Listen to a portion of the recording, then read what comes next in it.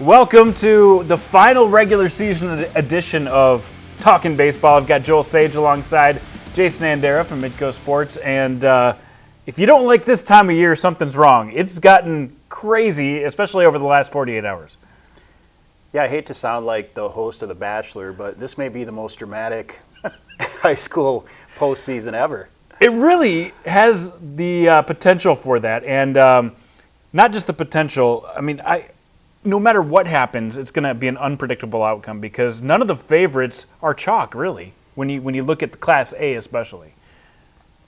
Yeah, I mean, anything could happen, and we've seen in the past couple years that there's always at least one, maybe two, maybe even three lower seeds that find a way to punch their ticket to the state tournament. So who knows? Maybe it'll go backwards, and we'll see a lot more chalk this year. Yeah, who knows? Exactly. Who knows? But let's set up exactly how we got to the regions and who's going to be playing who. A lot of it had to do with what happened on Tuesday night. Lincoln beat Jefferson 13-12. That caused some movement in the standings. Not only did it put Lincoln on the road to Pierre instead of having to go to Yankton, but it bumped down Jefferson in a tie with Brookings. And by the third tiebreaker, Brookings won that tiebreaker to get to the 9 spot, and it puts Jefferson on the road to Yankton. So a lot of stuff hinged on the outcome of that game, but just the game itself was kind of crazy. We had a 9-run inning for Lincoln to take the lead, and then Jefferson found a way to take it to an extra inning before it ended. So if this is a preview of playoff baseball, sign me up. Yeah, just a crazy night of baseball, and with the lead changes and the ebbs and flows of it and the extra innings. Yeah. And neither team really probably knew what the outcome was. They were just fighting to win the game, and now we see all the shuffling in the standings. Exactly. I mean, seed points take into account not only your record, but the opponent's record that you've played throughout the season. So there's a lot of shuffling going on at the last minute, but that's how it shook out. Another thing, Pierre did end up jumping to that number 1 spot because Yankton ended up going down. Neither team played, but they switched spots overnight because of how everything fell out on the Jefferson game and the Mitchell and O'Gorman game. Then I talked about the seed point tie between Brookings and Jefferson. That came down to a tiebreaker and ended up paving their paths. And then Washington also played Roosevelt for the first time this year, got the win, and that kind of pivotally put them up to the 4 spot, which means they get to host the region, right? Right, and I'm sure they're excited about hosting the region, being able to play on their home field and sleep in their own beds and not have to travel anywhere, but look out. It's still going to be tough. They're going to have to beat Jack Raydell. Have fun with the 90-plus fastball and the wipeout slider, and it should be a great game because Washington has some legitimate pitchers as well. We're going to get into some of these matchups in just a bit. We're going to start in Region 1, where Pierre took that region. They get to host. They're the team that usually has to do all the traveling. They get Douglas in the first round, whereas Brookings gets Lincoln. And those two teams, well coached, a lot of history, a lot of playoff history between Brookings and Lincoln. So that should be a fun one. Yeah, I saw that one right away and said, oh, that'd be a good one to see because you have two teams that have been maybe a little bit up and down. According to last year's state tournament MVP, Lincoln Vasgard, they were on point for a while, and they had a nice little run and won a bunch of games in a row. They maybe slipped a little bit after that, but we'll see if they're back on track. I know they did split at Brookings earlier this year, so that should be a great matchup between those two teams. That win over Jefferson on Tuesday, I think, puts them in the right direction at least. At least they're not feeling like they're slipping right now because Jefferson came in as one of the hottest teams in the state, just the way they've been playing over this last month of May. So that's going to be a terrific matchup, semifinal regional, before the winner likely takes on, I mean, we're not going to assume anything, but likely takes on Pierre. And if that is the case, if we have Pierre versus either Brookings or Lincoln, we're guessing Lincoln Keenholtz gets the keys, and he's been a tough guy to hit this year. He has been, and what a thrill for Pierre to start off the season 0-5 and then rattle off 10 wins in a row and move all the way up to the 1 seed. I think at one point they were a 13 seed, so quite a storyline there, and they love playing at home. They've had a lot of doubleheader sweeps out there, so I think it's going to take a Herculean effort for somebody to beat them on Saturday. Their head coach, Steve Gray, I talked to him a little bit earlier today, and I said, what was the turning point in the season? He said it was a combination of a lot of little things, but mostly this senior group got together and said, hey, we're probably not going to be playing together for the Legion in the summer. We only got a couple weeks left of baseball together. We better get things figured out, and they have. They have gotten things figured out in a big way. I expect Jackson Edmond to go in the first game, and I expect Lincoln Keenholz to pitch that second game. And you're going to have everything dialed in to beat Lincoln Keenholz, but it can be done. And a team like Brookings and Lincoln, well-coached teams, and they've beaten really good teams. They've lost to teams that have been struggling. Who knows what we're going to get? Yeah, well, both those teams will be ready to play, and whoever comes out of that matchup, they're going to give Pierre everything they have. And I'm not saying Pierre is unbeatable, but that team is going to have to put together a great baseball game to beat the Governors. Yeah, the Govs definitely have it right where they want it. Let's move to Region 2, where Yankton gets to host. And I had a chance to sit down this Wednesday morning with Drew Lawrence. And for his first time in his head coaching career, he gets to host a region game. We have a lot of seniors this year because, like you said, the last couple of years we've been fairly young. They could play baseball, but when you're sophomores playing at the varsity level, it gets a little more difficult. So now they're seniors.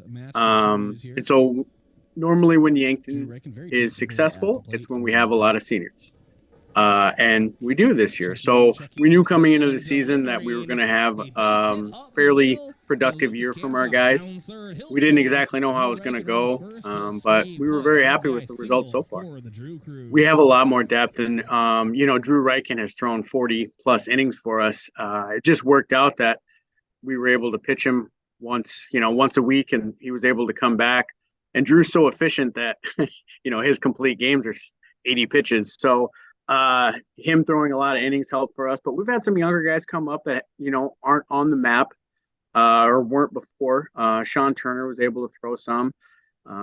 We have a Matthew Sheldon and Lucas Kamshoft is able to close games for us, but we do have a lot of guys that have been able to step in. And our pitching is pretty good, and the longer we can keep playing, the better off that we are with our pitching.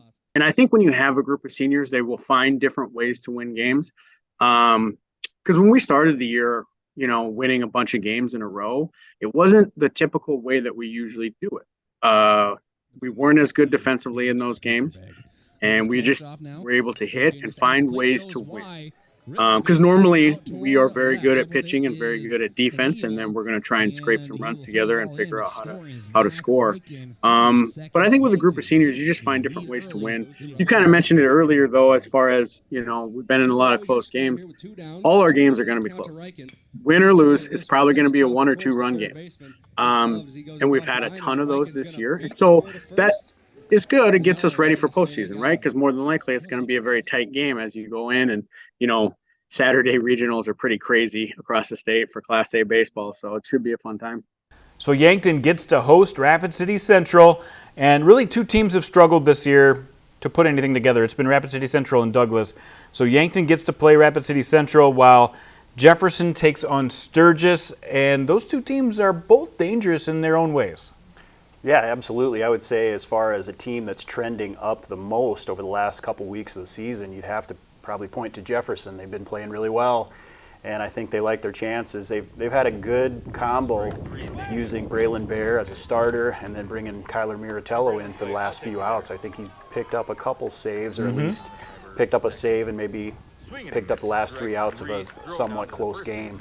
So that may be the formula, or they may throw somebody else and maybe try to get past Sturgis and do whatever they want against Yankton, but it really sets up for a fun region. Yeah, Jefferson really known for that strong lineup. 1 through 9, they've got hitters. But you're right, Braylon Bear, that's a guy to keep an eye on in this tournament. He could get them to the stage that they need to get to possibly punch their ticket to get to state. Yankton, on the other hand, senior-dominated team. We heard Drew Lawrence talk about that. Anytime you have a senior-dominated team that just finds ways to win, that makes them dangerous. Yeah, we've said that before. They really know how to win. They are a team that has played together a lot. And you look at what they did last year. They took number 1 Roosevelt right down to the wire. It took a 7th inning run to break up a 0-0 game. That's right. So it was. I forgot about that. It was a good one, and you can believe that Yankton will definitely be ready. it's another interesting storyline. I mean, Jefferson should go down there with a lot of confidence. If they're able to beat Sturgis, which I think most people are probably going to predict, doesn't mean there can't be an upset. I was just going to say, this is not your father's Sturgis team. They've played much better this year. Yeah, and they were good over in the region last year in Mitchell. Right. But if Jefferson is able to win and get to the championship, that sets up, I think they'll go into it with confidence because they did win twice down at Yankton earlier this year. But you look at it from Yankton's perspective, hey, this is a chance for them to avenge those 2 losses.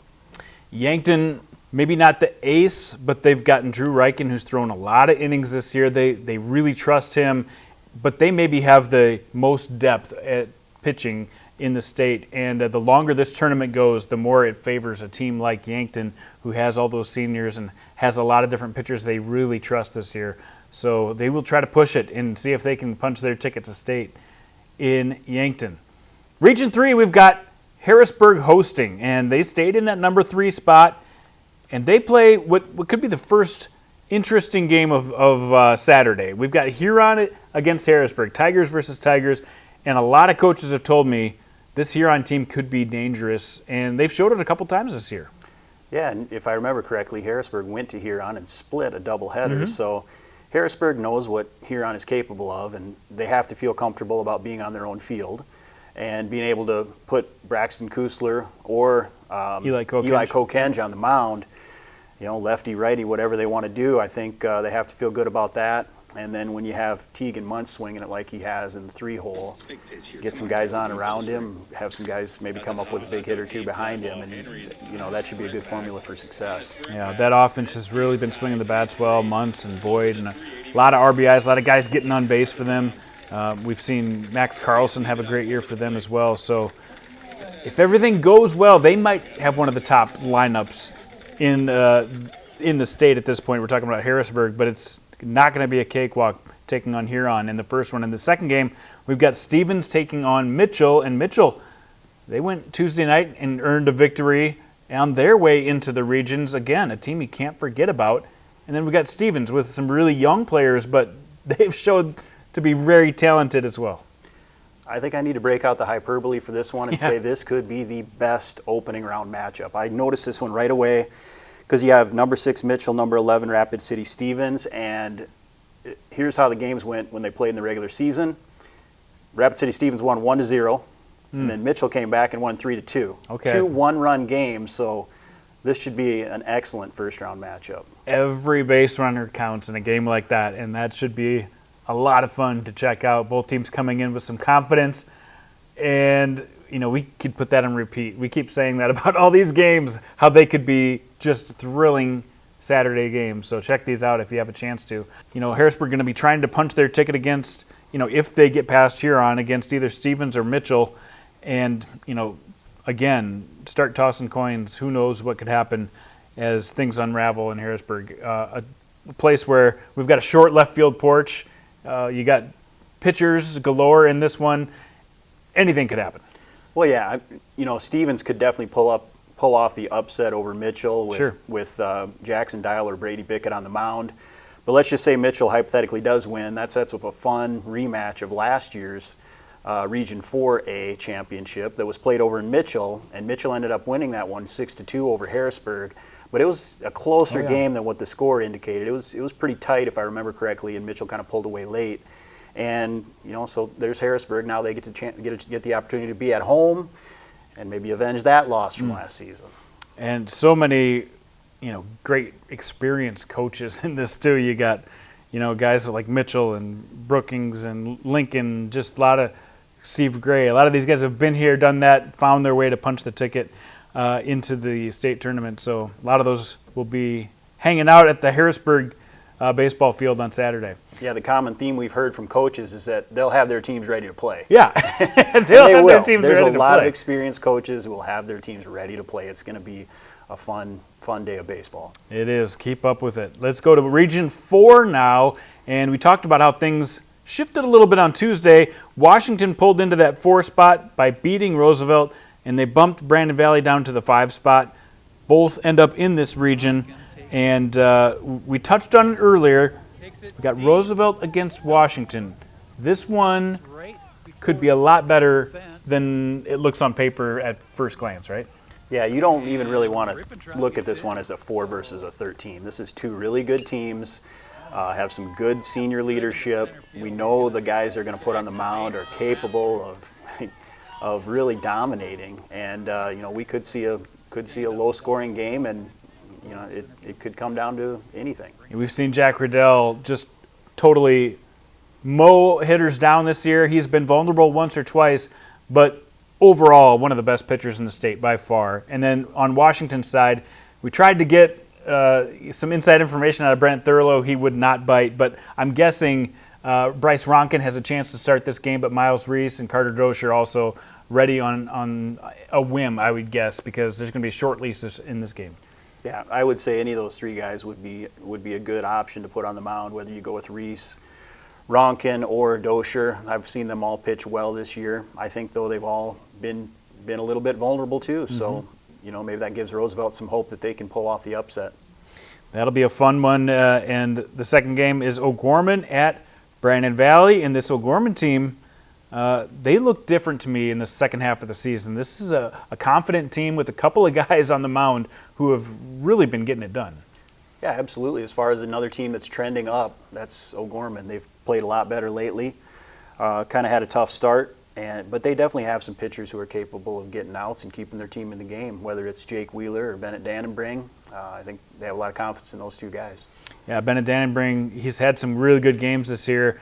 He's had to watch the pitch limit, though. He throws a lot of pitches when he pitches, but he does pitch very well, so he'll be a key for O'Gorman if they go. Brandon Valley, on the other hand, a team that would love to punch their ticket back to state. They've had some really good teams over the years, but they feel like they have a good enough team to get it done this year. Yeah, without a doubt.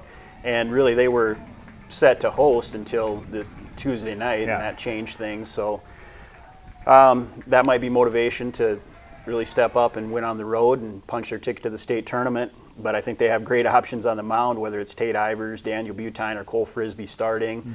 Aiden Zerk can come in and get some outs late in the game. They've got a couple lefties, and Eric Roberts and Tayden Mitchell that have gotten a lot of important outs for them.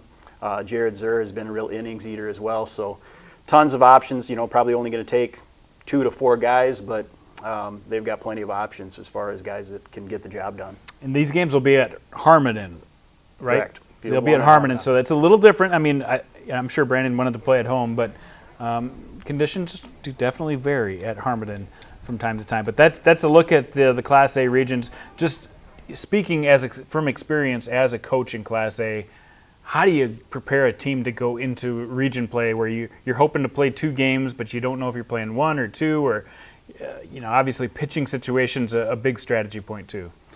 Yeah, I mean, it's a year-long process. You put in the work and you just believe that you're good enough to win. I think I'm paraphrasing Coach Tim Huber, who's taken his team down to Warrensburg, Missouri, and knows a thing or two about winning in the postseason. So, you trust that what you've done has put you in the position to win the game, and you need to just win that first game. If you start looking ahead to matchups, those are matchups that might never happen. So go play your best baseball, win that first game, then go from there. And that's what they'll be doing. 2 wins punches their ticket to play at the Birdcage coming up next weekend, and that'll be live right here on Midco Sports, where Joel and I will be on the call.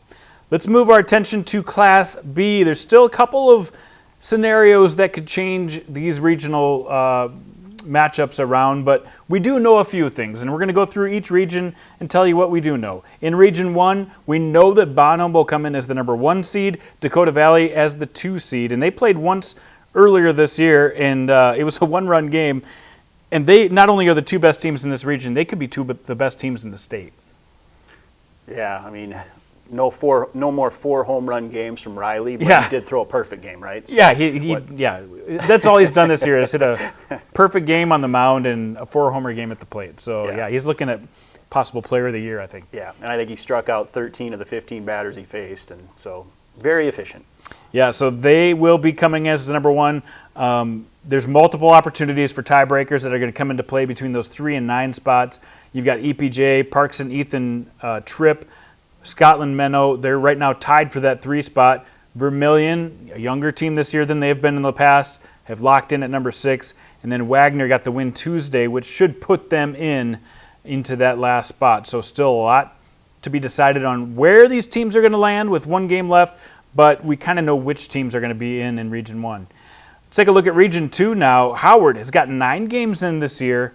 They're still undefeated, and they've had some good teams over the last couple of years. Made a state tournament appearance a couple of years ago, and some of those guys are seniors now. Yeah, state tournament experience from a couple years ago, and definitely some guys that can really play. Colby Clausen has been doing great in the leadoff spot, has pitched some great games for them. Luke Kepsel had a great outing the other night. Yeah, look for them to kind of hold serve on that 1 seed, and they'll be tough to beat over in Canova. Yep, they've beaten some good teams this year, including Madison. And coming in at number 2 in Region 2, we've got Redfield, another team very familiar with finding a way to get to the state tournament. They'll be hosting out of Region 2.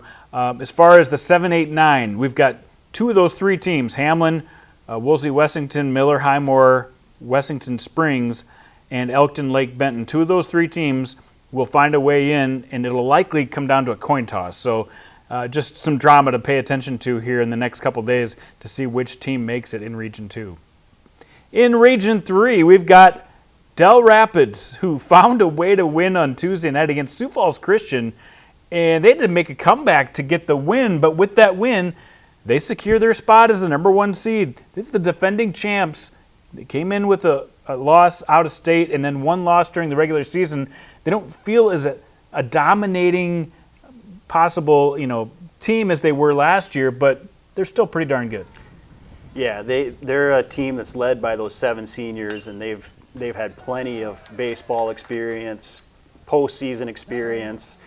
They'll be ready to go. That was quite a game against Sioux Falls Christian, though, falling behind and then having to come back. But led by guys like Trace Eastman and Braden Pancona, and they're going to lead the way. And it sounds like Tad Chaden's been cruising right along as well. And exactly. Let's hear from Dell Rapids after a big win on Wednesday night against McCook. Yeah, the season's pretty good. We started a little slow, got better. This game, we missed some details. It's some things that we need to improve on. We'll work on it and get better. But overall, I thought we played a fair game, pretty decent game. Our defense was good. Our pitching was excellent tonight. Swinging it a little better. Really the details. If we are detail oriented, we don't miss things. I think we can do something special, but it's really we have to be a little bit sharper, a little bit more detailed. We expect a challenge. Everybody wants to beat us. They mark their calendars when they play us. In the past, we've just been a big energy team. I mean, right now they're just bringing energy over here, so we just kind of fuel each other and get hits, string them together like we have in the past couple years. We're a tough team. No one wants to see us winning anymore, obviously, so it's kind of us versus everyone. So we kind of all got to be on the same page. Be ready to go, get things done for a 3rd straight year. Great contributions from guys like Joey Rechtenbaugh and Dylan Mathis, and I mean it's and Jack Henry. And of course Jack Henry. Of course Jack Henry. They've got so much talent on that team, but they really played their best ball at the end of the year, and they've shown that the last couple of seasons. T-Area clinches that number 2 spot, a team that has not made it to state. And this is a very talented team. They did lose head-to-head with Dell Rapids, which marks them down to number 2, but they've competed with some really good teams this year, including some Class A teams, and this might be the year that they get it done.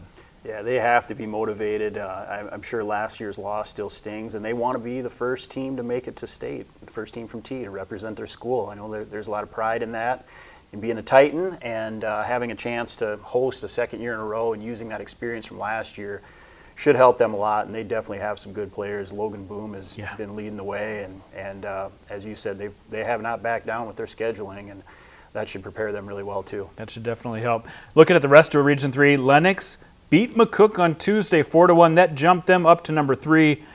They're done now and sitting, waiting, watching to see how Baltic, West Central, and MVPCS do to figure out how the rest of the rankings go in Region 3. But we kind of know the teams, other than the 8 spot, it's up between Coleman, Egan, Flandreau, and Tri-Valley. They actually play each other Friday to decide who is in on that last spot and who is out. So both those 2 teams, that's going to be like their little championship game, I think, to get them into the regional tournaments, super regionals, excuse me. I think you nailed those seeds. I was looking at those earlier, and my head was spinning. All the letters? Yes. Well, just the seeds and all the possibilities. And I have to admit, I got some help from Dane Eady, who is really good at mapping out all the scenarios. So shout out to Dane for giving some help there. Let's take a look at Region 4 now. Everything is cemented. This is the only region we know exactly what's going to happen in the top 8. Platte Geddes, Dakota Christian, White Lake comes in at number 1, Winter Colome at number 2. So they will be doing the hosting. And St. Thomas More got a win Tuesday, which vaulted them up into a tie with Chamberlain. That helped win in the tiebreaker, so they moved to the 5 seed. But you've got some teams that tied up toward the top. Belle Fourche is one team who maybe could make some noise in this region. We've kind of seen the same teams come out of here, but Gregory County, another team to watch out for. There's some talent in Region 4. Yeah, no disrespect to all the other teams, but I can't really imagine a state tournament without Platte Geddes, Dakota Christian. You know, the Honkers. They're a team that really knows how to have fun, and I see them continuing that tradition. Winter Colome is really good, as you mentioned, and especially with Ethan Bartles on the bump. And Gregory County, I mean, they've had a lot of success over the last couple of years as well. You bet they have. You bet they have. It's going to be a dogfight to make it into that super regional, or getting out of the super regional, I should say, to make it to state. And again, we'll be covering the semifinals and the championship of Class B this year, just after Memorial Day. So make sure to check that out as well. Well, I think we did it, Joel. I think we set up the stage for what should be a very exciting Saturday of Class A region action, and then next week the Super Regionals in Class B also will be very exciting. I think we'll be back next week to set up a preview for the state championship, or the state tournament, which we'll be on the call for, so I'm really looking forward to that. I am too. Can't wait. All right, we'll see you guys next week on Talkin' Baseball.